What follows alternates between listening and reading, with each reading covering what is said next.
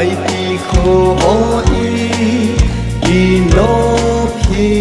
tam pi le pu ten lung le tha apan nun im le gen kin tang ana tho khom bin dol thing sa hey pa bang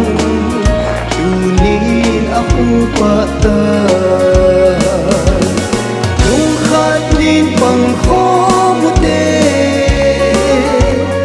lam tha khat chot khom te lung chon po hi te malam lo jing te i chen now hai pi vang ko hi ki thang jing hen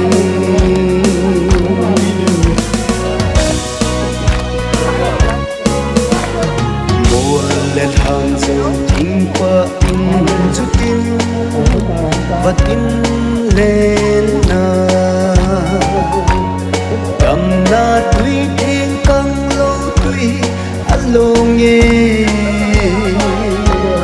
chung mang pa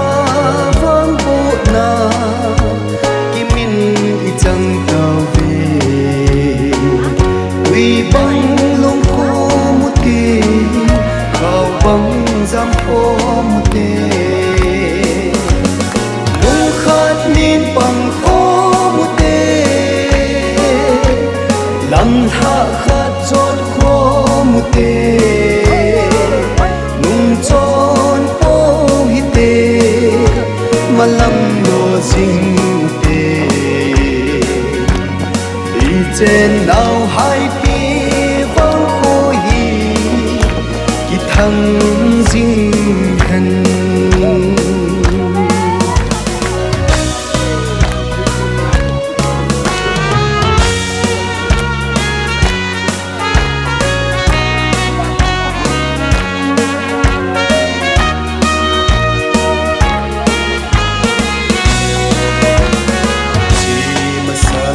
sung mi ten thao ha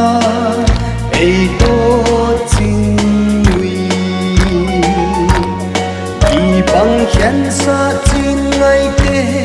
mil po te zalen gam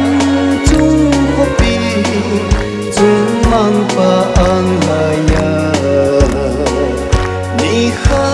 ilen khom di lung kim pa khoma lung khat nin pang khom te lam tha khat chot khom te lung chon po hi te malam lo jing te i chen now hai pi vang ko hi ki thang jing hen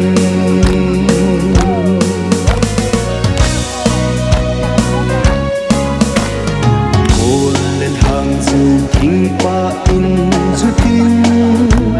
và tin lên na đam na tui thiên căng lâu tui along ye chung mang pa vang bộ na kimin i chang tao vi tui bang long kho mu tin khao bang giam kho mu te lung khat nin pang kho mu te